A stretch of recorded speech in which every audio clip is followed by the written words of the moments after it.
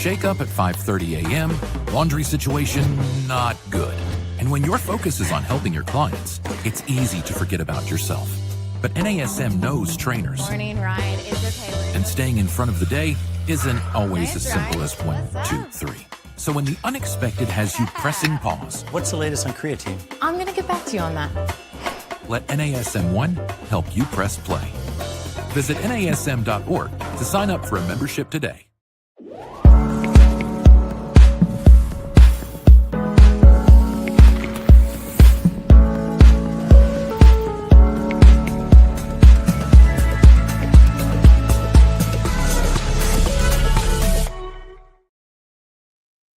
Hey everyone, welcome to Strong Mind, Strong Body. I'm so glad you joined us today. I'm your host, Angie Miller, and we are going to talk about active recovery, which I know sounds probably kind of ironic because it's January and all everyone wants to talk about is going to the gym and getting it done. Exercise, push harder, go longer. But the truth is that without active recovery, that push harder, go longer is going to be really, really difficult to do. So I have a good friend, a person that I'm proud to call a good friend. His name is Marc Cornell, and he's an international educator. Marc is a delight. He's entertaining, he's educational, and he's informative. And he's going to talk to you today about active recovery, which we're calling Lotion for Motion, because at the end of the day, you can't keep going if you don't take time to recover. You're going to heal faster. You're going to reduce soreness.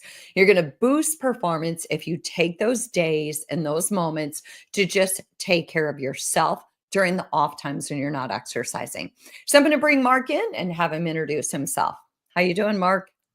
I'm doing well. Thank you, Angie. It's an honor to finally be on the one and the only Angie Miller podcast. Because yeah, that's one of my goals for this year. You laugh, but I'm dead serious. You didn't know that, but I'm like, how do I get on? How do I get invited to this podcast? Okay. Well, you know, Marc, that's the thing I like about you is when you educate, you also entertain. And so, when I talked to Marc and I said, "Hey, what do you want to talk about? Let's talk about something related to fitness and wellness that would really be something that everyone out there could benefit from, whether you're a fitness enthusiast or whether you're a professional in the industry." And Marc chose active recovery, and I thought it was perfect. So, Marc, first of all, just give us a quick lay of the land of what you do, how you're in this space of fitness and wellness. Well, I've been a personal trainer since 1999, 1998. And at a certain point, I hit a ceiling and I wondered, what else can I do to be relevant, to be engaging? Not gonna lie, to make more money. And next thing I know, I was like, you should be an educator. So that's what I wanted to be. I wanted to be an educator. I wanted to be a presenter. That was the first thing. So I ended up just basically stalking a whole bunch of companies, stalking in the legal sense of the way, obviously. But it worked out, and it worked out to a degree that I ended up on a lot of teams for a lot of big companies in the fitness industry as an educator, as a presenter. And I hope that I've seen one of you at least that's watching this. But that allowed me to understand companies a lot better. So I like to talk about the fitness industry and the fitness business, and there is a difference. There is a difference. So if you don't know that the fitness business is the smaller part of the fitness industry, it's not the other way around. They work for us. Say it with me. They work for us. Yes, yes. Don't go in with that attitude to work. Don't get fired on your day off today. But for me, it's been very interesting to see how powerful we really are, and that there's not a lot of educators in the world. Period. In the United States, you're one of them. We run into each other all over the world, but for me, what was most important is to do what I kind of set out when I was, much, much younger in the industry, to basically tell myself, can I do this for free? Free meaning, are all my costs taken care of? Are all my bills taken care of? And then can I give more of myself to people that really want it, right? There's lots of people that want it. And there's lots of people that just need it, but the wants and the need aren't always the same. So unless you want me to kind of go into the companies that I've worked with, I don't know if I'm here to plug anybody, but I'm very blessed to know that because of my experience of 15 years worth of education and programming and training, as well as consulting, I've been honored with positions at big companies, billion-dollar companies, and it's allowed me to perpetuate that. So now I'm in a position that I can say, for example, say, hey, would you like a pair of shoes? Hey, can I send you some protein? Those are like truly the little things. I think for me, especially being able to do that for my colleagues, is wonderful because everybody wants to be an influencer with 100,000 followers and that you make lots and lots of money. But where does that money come from? How do you get to that money? Oftentimes, if somebody can offset their business by saying, I'm going to bring in some sponsors or I'm going to bring in some people, now I don't have to pay for protein once a month. Now I don't have to pay for my shoes every quarter. Those are all the perks that I garnered from just, I guess, being a loudmouth and not being afraid to speak my mind. Well, I think that what you're really saying is that education has a place, and that sometimes within the fitness and wellness industry, we lose sight of that.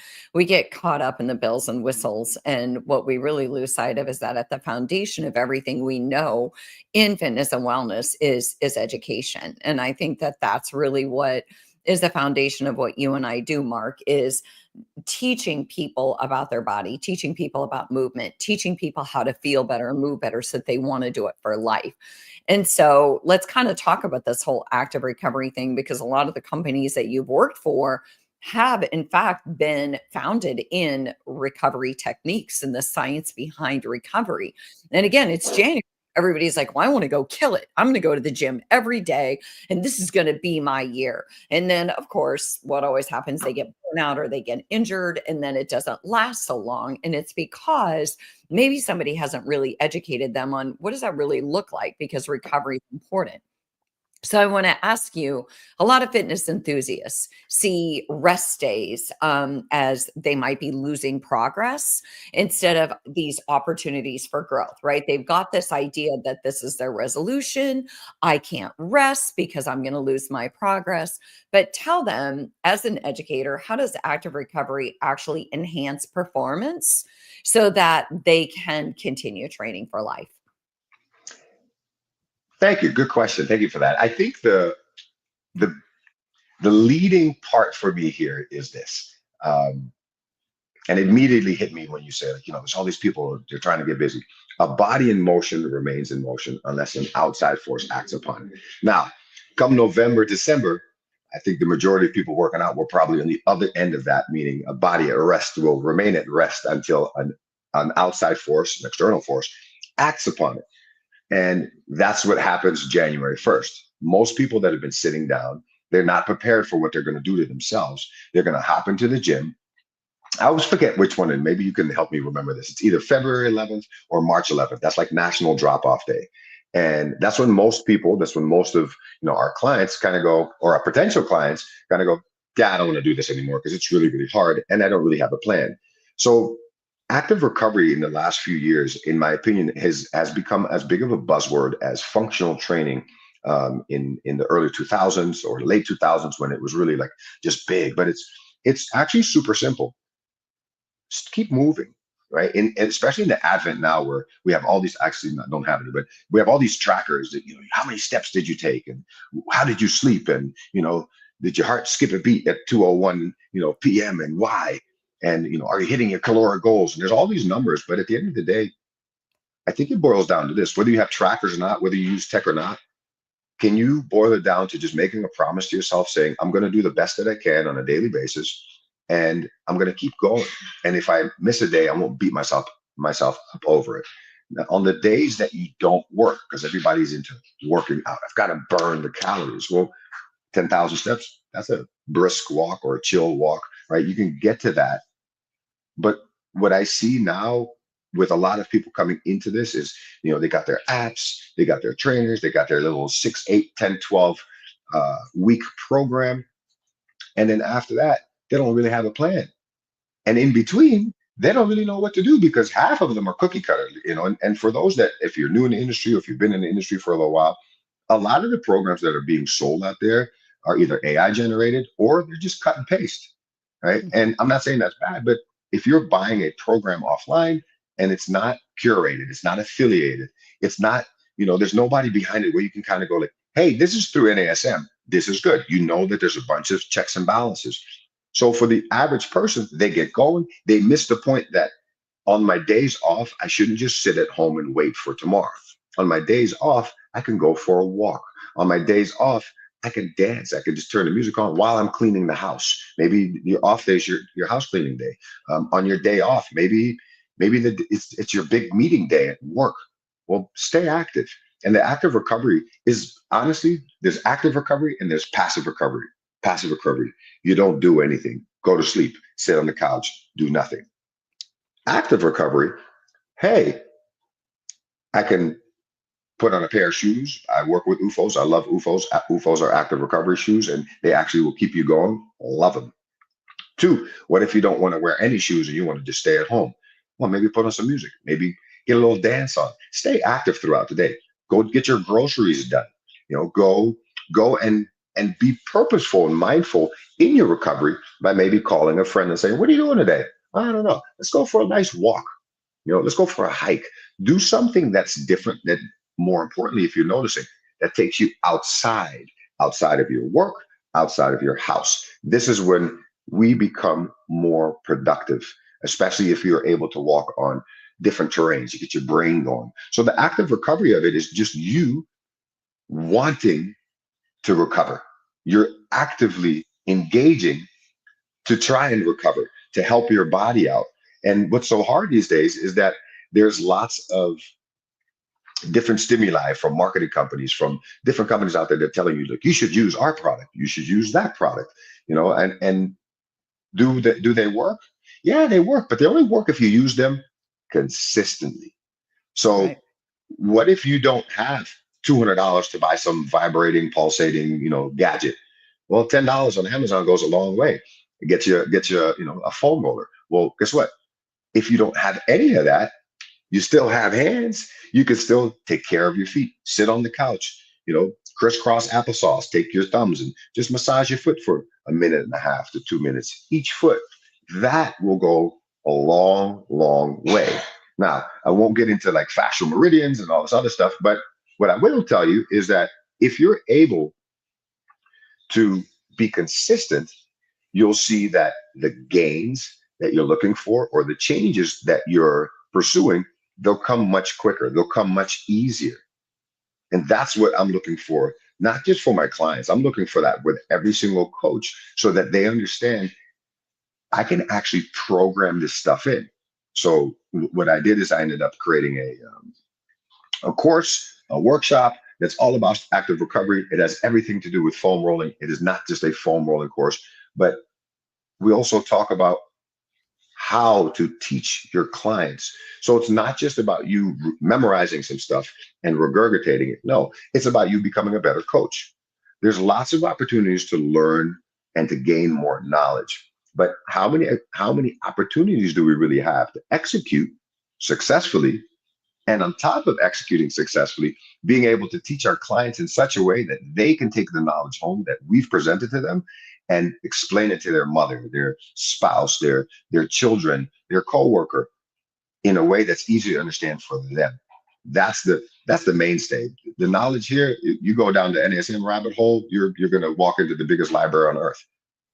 Well, that's the thing. You said you gave me a lot. You gave me a lot of material. So I got to pause for a second, make sure I kind of encapsulate everything that you shared because it was beautiful. But I think the first thing you said when I asked you about kind of pausing, if you will, and having active recovery, you said keep moving. And I'm glad that Yeah, you actually clarified because I think that people could have misinterpreted that as hold on, I thought we were talking about recovery. But then you went on to explain that there's a difference between passive and active. Passive is you're sleeping on the couch. Passive is you're taking a nap. Passive is you're doing nothing. And doing nothing basically inspires us to do more of nothing. yep, But yep. active recovery is more intentional, it's more mindful, it's more purpose driven. And so for me, at this stage in my life, I have more than ever before of what I like to call active recovery days. And that means that I'm doing more walking, I'm doing more foam rolling, more Theragun kind of activities. I'm doing more repair along with recovery. Last night, I turned on music and literally did what you said, started dancing. And I think that that's important that we don't, I think the message here is, You don't have to beat the crap out of your body, nor do we want you to. As a matter of fact, it's not going to be sustainable and it's not very motivating. The more you beat your body up, the worse you feel psychologically, the worse you feel physically.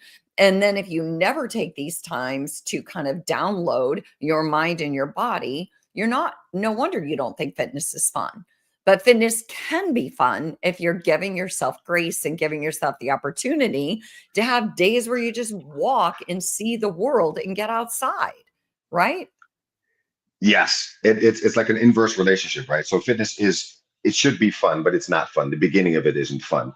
And inversely, and the reason why I say it's an inverse relationship is because most people's relationship with food, it's fun until you gain all the weight, and then it's no fun. So it's kind of like, hey, we have fun, no fun, and then you have to start at no fun and go to fun when it comes to fitness. So it's not an impossible task, and it's also a possibility for you that's watching, whether it's for yourself or for your clients. Don't just engage with them on the way like, oh, this is your active recovery day. No, are you stretching when you're done? Right? If I could go back and talk to a 17-year-old self, highly competitive, oh, I used to lay on the floor crying because I would be in cramps, the worst cramps. I had no outlets. I had nobody telling me, hey, are you drinking enough water? I thought I did. Are you not overexerting yourself? And that's, yeah, when you're 17, 18, 19, you're close to being indestructible in your head, until you have an injury. Then you're like, whoa, I'm human. So to have the ability to not just say, this is what I do on my days off, but also this is what I do right after training, or this is how I can kind of, if I'm in the hypertrophy stage, I'm trying to get strong, I'm trying to get bigger. What do I do when I wait around? I got to sit in the gym and just kind of, look at my phone. No, you could be active. You could do other things to just keep your body engaged. So it is important that we start recognizing that active recovery isn't just for off days, right? It's also for your on days, but in between your sets, at the end of a really strenuous workout. And more importantly, if and when you do use the tools, don't be afraid to engage with the company. You mentioned Theragun. I know Thera, I know those companies very well. I also know that they give you a bunch of free education. It's like why and how. Most people don't use them. They just kind of do what everybody else does. Yeah, I see this because a celebrity is doing it, or my coach told me to. But if you're the coach, it is your burden and it is your responsibility that if you bring in a percussive device, that you understand the difference between percussion and vibration and compression and how they all work together, because they are different. And other things that are out there in the fitness industry, what's really popular right now, red light therapy, red diodes. Right, you got to stay in between a certain frequency. Was it 640 nanometers and up or something like that? That's red, but it's an LED. And when you go and look at all the research, yeah, there's different LEDs. But if I go get string light from Amazon, I wrap it around my head until I'm just a big red glowing ball. Guess what? It works, and I don't have to drop $2,500 on a wall that does the same thing. Now I know maybe some of you have spent that money. That's okay, but my wife just said, I hear she comes out with a mask. That's so funny. So by you looking at the different technologies that are out there, compression boots or cold water immersion, everybody's like, oh, I take a cold bath right after my workouts to recover faster. And it's so interesting because this is where the fitness business has taken a hold of us and our clients through their marketing messages. I give them a thumbs up. Whoever's in marketing that's saying all this stuff, fantastic. You're selling a bunch of stuff. Unfortunately, you're going to have to retract some of it because cold water immersion, CWI, that's how you read it when you read the peer reviewed stuff. That's the fun stuff to read, depending on who you are too. But for most people, when you make it colder after you're looking for a repair phase to kick in, the cleaning crew, the macrophages, you get to Google that word. Starts with an M, ends with an S. That cleaning crew is going to have a hard time coming in and actually helping you recover faster. So you had a strenuous day, you hopped into a cold water bath, you're thinking it's going to work for you from a recovery point of view. It is not. And there's a bunch of research out right now. Brett Schoenfeld just published a bunch of stuff. Lane Norton is definitely perpetuating it.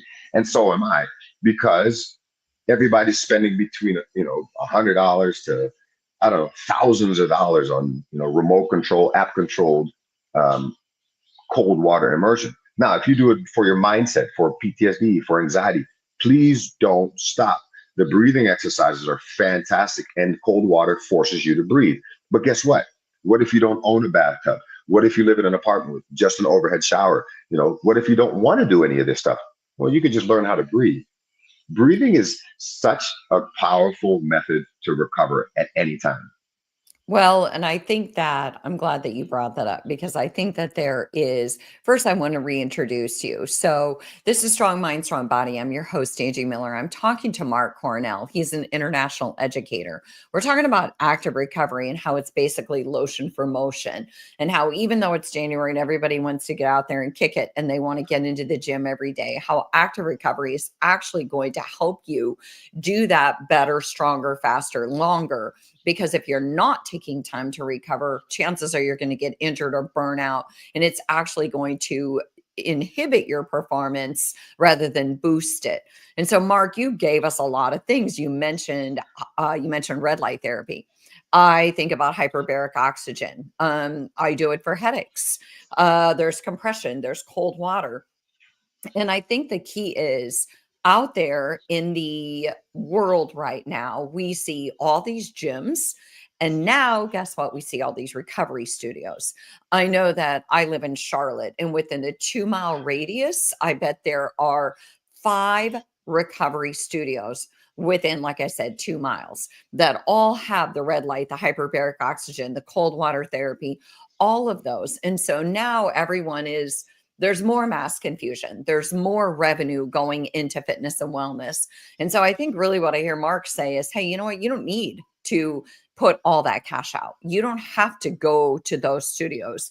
You can do just active recovery, which is walking, dancing, massage. You can self-massage. You can buy percussion instruments yourself. There's all these things that you can do. You don't have to put more of your hard-earned money into going to these recovery studios unless, in fact, you have the ability to do so and you feel that it supplements what you're already doing. But, overtraining leads to burnout and injury. So that's my next question for you, Marc. If somebody is overtraining and they're starting to feel burnout, they're starting to experience injury, I know those are not so subtle signs that they need to prioritize recovery, but how else does a person know, gosh, I need to pull back? One of the things that I think about is it's going the opposite way. Instead of sleeping better, they're sleeping worse. Instead of lowering their anxiety, it's increasing their anxiety. It's almost like an obsessive thing, like I've got to work out more. I've got to get on the scale. So what are some other signs that somebody is maybe just doing too much and active recovery would be essential for them? So the cool thing about being in the fitness industry for a long, long time, obviously I look like I'm 22, but I've been doing this for 25 years. No, please hold the accolades. I've seen this, and I don't know, I think you've seen this too. And funny enough, Pete McCall and I one time, and Rick Ritchie and I had a conversation about this too, especially in New York, because a lot of I worked at the New York Sports Club for a little while, and in Greenwich, Connecticut, and we could see from the inside, or from a trainer's desk, we could see the parking lot, and you could see people come in, they pull in. This is January. They pull in, they park the car, they're sitting there, and you can kind of see that they're looking for an excuse. They're looking for a mental out to leave. And once in a while, you'd see a car leave where I'm like, yo, hey, John, Mrs. Such and Such just drove out. He's like, oh gosh, I got to call her now. Right. He calls, he gets into this thing, that she gets a half-hour session after her hour is pretty much shot. But if you start to create an aversion, it doesn't have to even be anxiety. It's just like, I don't want to go inside anymore. I don't want to do this anymore. I just don't. I would definitely say if you get to that point as a client, it's really time to find yourself a professional that is who is accredited and passionate. And a lot of people don't know how to interview a fitness professional. They don't understand that, hey, we have to jump through a whole heck of a lot of hoops too in order to be considered hireable by the fitness business. So, change of breath, change of sleep, constant soreness. If you're one of those people that's like, I've been sore for 2 weeks, and I've had clients come in going, hey, Marc, my butt's been sore for the last 5 days. I go, that's cool. Talk to me in another 5 days because it's still sore. And we got in not even 5, but 2, 3 days, we really, really have to hone in on that. But I have a solution for them because I'm the one that helped create the problem. But prior to me creating the problem, I have to have good discoveries that I understand my client and where they came from. Now, if you're that person that says, yeah, Mark, I'm not training with you. Two, I don't even have a trainer right now. Well, stay engaged with the network that you're watching right now, right? Because I know that NASM gives away a lot of free tips. They have tips, they have tricks, they got all kinds of advice. If you watch these podcasts, you can learn so much. Don't just use it to pass your NASM exam, but use it to perpetuate your own continuing education. Because that's the only differentiator. The only differentiator between me and whoever's watching that's not an international educator, executive is, yeah, consistency and the desire to learn. And more importantly, the humility to know that when you don't know, to just say, I don't know. And I'll find Yeah. out. And I just saw that in the ad, which I really like too. It's like, I don't know that, but I'll find out. That's how we help the main clients get better and reach their levels of whatever goals they put in front of them. Well, and I think really what you're saying is that all of us sometimes meet our match and we're not really sure. But if you're sitting in the parking lot and you're really just dreading going in and it's really taking all of your gumption, okay, maybe that happens once in a while to all of us. Hey, I'm not above it. I pulled into a parking lot knowing that I need to go have a come to Jesus meeting with the Stairmaster and thought, I'd rather go get a root canal. So I'm not saying it doesn't happen on occasion, but if you truly are getting the dread factor at the gym and it's only been a few weeks, maybe it is time to talk to somebody, a professional, and say, hey, I want to enjoy this. I want to do this for life. I want to move for life. And let me tell you what won't inspire you to move for life is I want to lose 5 pounds or I want to get in shape for my reunion or my wedding. That's not movement for life. That is an end goal. And fitness isn't an end goal. It doesn't have a start and a finish. It's a, Yeah. hey, I'm going to do this until I am no longer moving and I'm no longer on this earth. So, Mark, I have one more question for you. We only have a couple more minutes. If recovery is the missing link in fitness, because I really do believe that it is, and I believe that's why all these recovery studios are popping up, what's a tip, just a simple tip for people to say, hey, I'm going to build it into my day and I'm going to make sure that I remind myself that I'm purpose driven and I'm mindful and that this is active, it's not passive. Like, what's a simple thing they can do on a day-to-day basis to remind themselves to keep moving, but to do it in an active way, maybe give themselves permission? So the fitness industry is built into the fitness business. And this is the perfect example. Most of you that are watching, you own an Apple Watch. There's science in that Apple Watch that comes through Jay Blonick. Jay Blonick is our colleague. And he actually put something in that watch that's super selfish to help his mom get up and move. Every 30 minutes, every hour or so, it buzzes to get up. If you're watching this, you most likely have a phone. If you're watching this, you're most likely in the technology place where you can look and see your clock. So on your day-to-day basis, can you get up? This is my challenge to you. Can you get up every 45 minutes, every 30 minutes? Just get up, move your hips around like you're shimmying, maybe smack it around, move, stand there for 30 seconds, wiggle a little bit, turn, walk away, come back, sit down.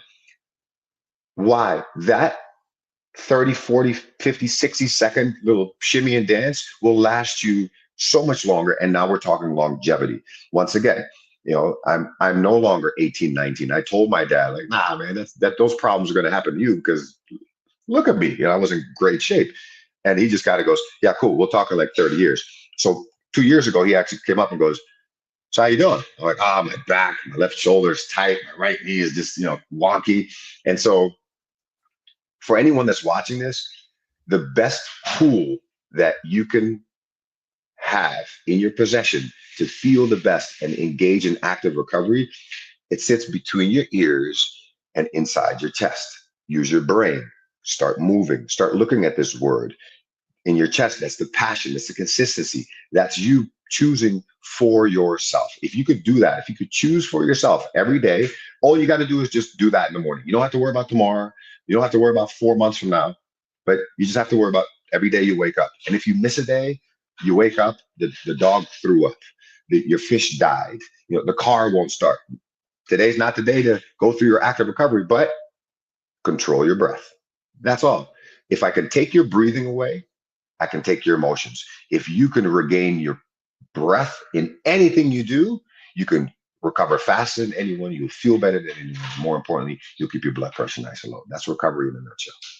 Yeah, I'm so glad that you brought that up right before we close the show because breath is the one thing that you take with you. And I always say that breath is that pause between something you want to say and something you know better than saying. And it's the same thing in active recovery. Your breath is something that you take with you to calm your nervous system.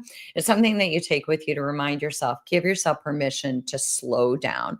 And so to all of you listening, I really hope that you keep in mind the power of active recovery as well as the power of getting it done this January, because I want you to move for life. And in order to do that, I think recovery is just as essential as exercise. So thank you for joining us. Thank you, Marc, for joining us. And we will see you all next week.